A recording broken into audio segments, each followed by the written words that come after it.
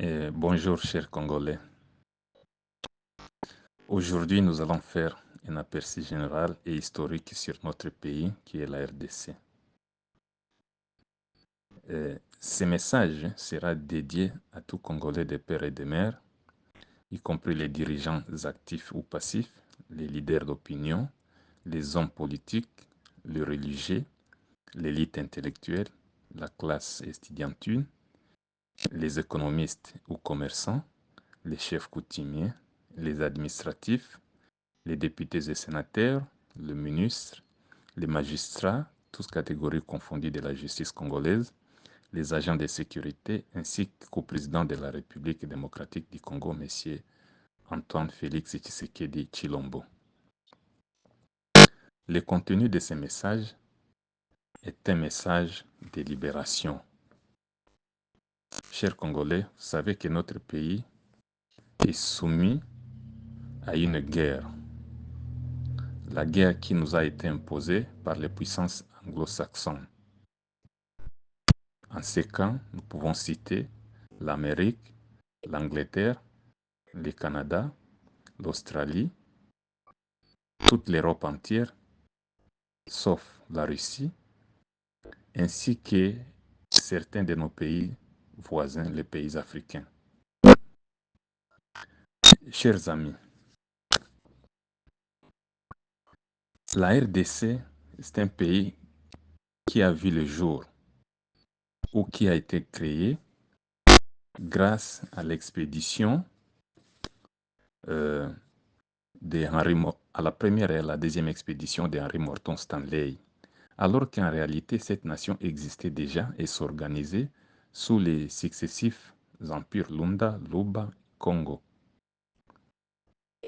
La RDC, c'est un pays qui était fait une propriété privée du roi Léopold II après la conférence de Berlin en 1885. La RDC, c'est le seul pays au monde où les autochtones ont été coupés les mains par les Belges, se transformant en tyrans suite à l'immense richesse qui regorge les sols et les sous-sols. La RDC, c'est un pays où s'était passé le premier génocide du monde. Pendant le colonialisme, les habitants à cette période étaient estimés à 30 millions, mais furent réduits à 15 millions par le roi belge Léopold II et que personne n'ose parler ou dénoncer. La RDC, c'est le seul pays du monde où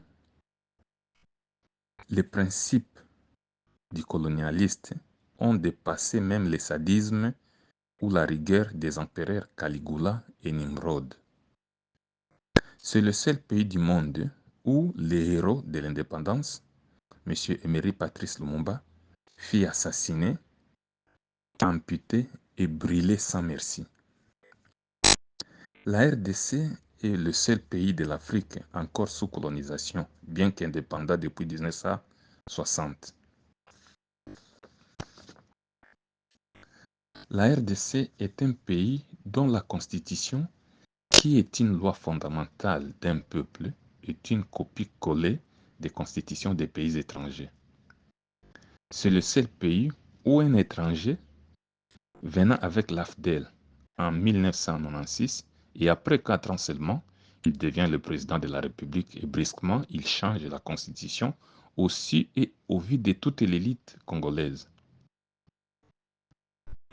La RDC est le seul pays au monde où les biens publics et les patrimoines de l'État sont détruits et transformés en biens privés par un individu sans même une poursuite judiciaire. C'est le seul pays où les postes régaliens de l'État, par exemple la décentralisation et la défense, étaient occupés par les étrangers. C'est le cas de Robert et de James Kabarebe. C'est le seul pays du monde dont les langues nationales ne sont pas apprises à l'école. Les Congolais est un peuple fier d'apprendre les langues étrangères, le français et l'anglais, au détriment de leur propre langue nationale. Les Congolais est un peuple dont les émigrants venant du Rwanda et arrivent au Congo et imposent leur appartenance à un clan de Bafulero à Mulenge et personne n'ose contredire. C'est le seul pays dit démocratique en Afrique, alors qu'en réalité, la forme de ces gouvernements est toujours l'aristocratie et la plutocratie. La RDC est un pays à démographie inconnue. Un pays où les gens pensent toujours à la sécession et au découpage et se disent n'être pas concernés par le malheur qui ronge les autres contrées du pays.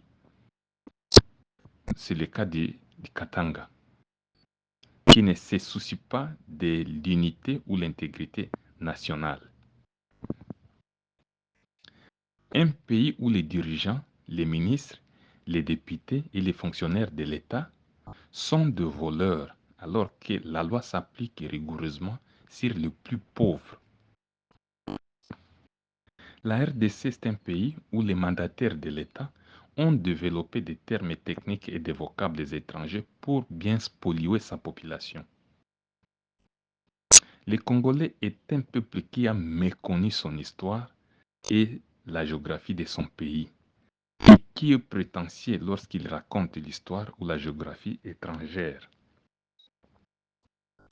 C'est le seul pays au monde où l'armée nationale est composée par le mixage des armées de pays étrangers et avait signé un accord de leur donner une partie de son territoire national.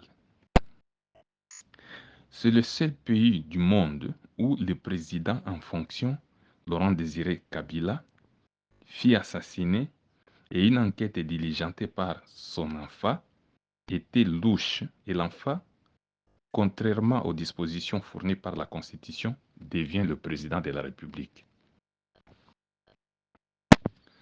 La RDC, c'est le pays du monde qui, étant agressé par les pays voisins, le Rwanda et l'Ouganda, il laisse toujours les frontières ouvertes afin que les agresseurs entrent et sortent comme ils le veulent. C'est le seul pays où les dirigeants ne comprennent pas les enjeux du fameux cessez-le-feu et des accords qu'ils signent avec les agresseurs et ainsi ouvrent les couloirs à l'infiltration grâce à la corruption. Les Congolais est un peuple sans identité. Toute personne qui peut se faufiler subrepticement sous l'identité congolaise sur le sol congolais devient congolais. Alors que, d'autre part, la population se réjouit du retour d'Iraïs Kanambe au pouvoir. La RDC est un pays où les nations étrangères y font la loi et imposent le cessez-le-feu sans demander un quelconque avis du gouvernement. C'est un peuple qui, malhonnêtement, accepte qu'il y a une ethnie Tutsi congolais et qui lui ravit les terres et les attacher à leur pays d'origine. La RDC, c'est un pays où les ordonnances, même présidentielles, ne sont pas prises en vigueur. C'est le cas du lever des moratoires. Un pays démocratique plutôt, mais la presse, les médias et la religion sont purement un libertinage. Un pays très grand, mais qui attend toujours les secours des pays les plus petits que lui. Peuple avili, peuple vivant dans l'infamie et l'opprobre généralisé. La RDC est un pays à potentialité immense, mais dont les richesses profitent aux étrangers. Un pays où tout le monde est le donneur de leçons, tandis que les dirigeants ne parviennent pas à prendre des mesures idoines pour sauvegarder l'intégrité nationale. Un pays dont l'armée attend qu'elle soit toujours attaquée sur son propre territoire avant d'oser à se défendre.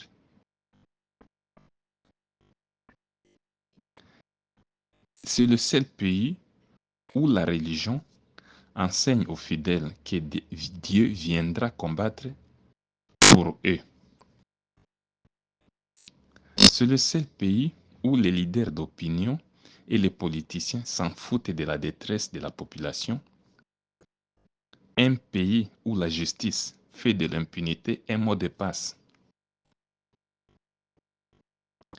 Cher président de la République, Monsieur Antoine Félix Tshisekedi Tshilombo, la Constitution vous donne le mandat du garant de la nation, c'est-à-dire le premier citoyen de la République, le premier magistrat, le premier commandant des armées, c'est-à-dire le premier militaire et le premier policier du Congo.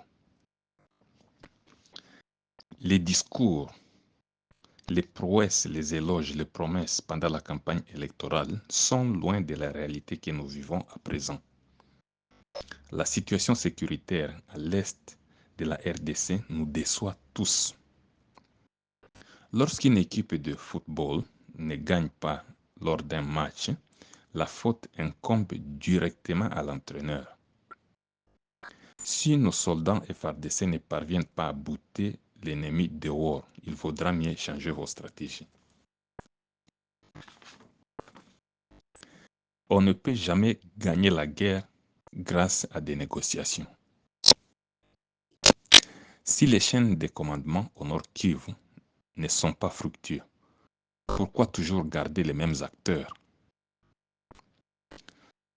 Pourquoi vous avez peur de doter des moyens les plus adéquats à nos vaillants combattants Wazalendo qui se donnent corps et âme pour défendre leur patrie? Pourquoi vous acceptez toujours de dialoguer pendant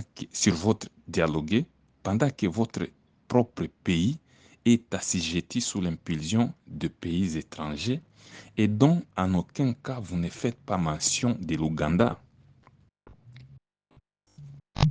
Emery Patrice Lumumba, notre héros national et le père du soi-disant indépendance masquée, l'avait compris bien avant et il l'a combattu jusqu'au sacrifice suprême.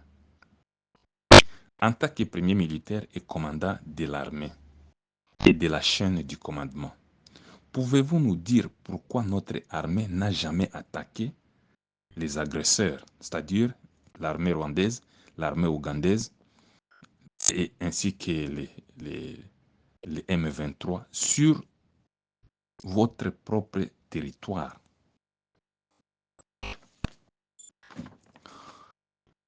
Ne dit-on pas que les mêmes causes produisent les mêmes effets?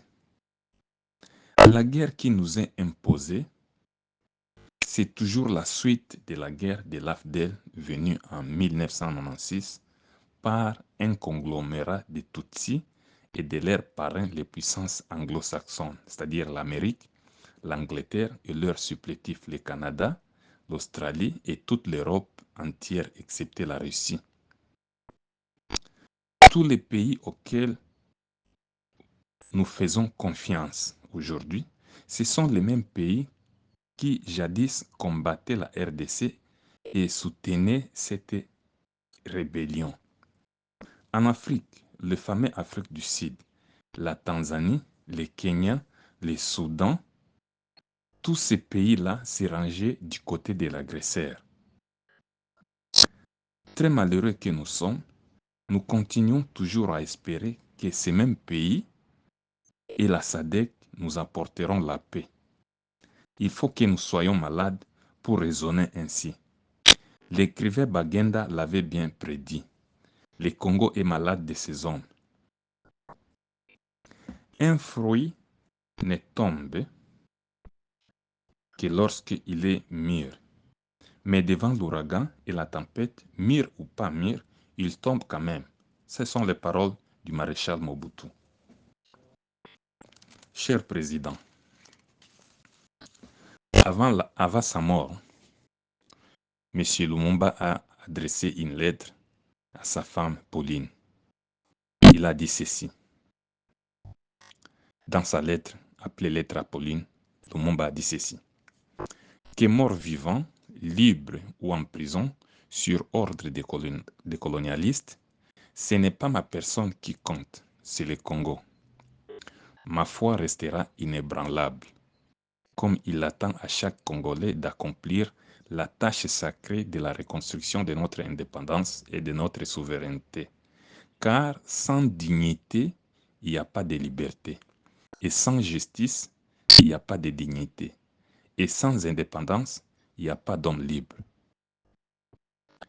Ni brutalité, ni sévices, ni torture ne m'ont jamais amené à demander la grâce, car je préfère mourir la tête haute, la foi inébranlable et la confiance profonde dans la destinée de mon pays, plutôt que vivre dans la soumission et le mépris des principes sacrés.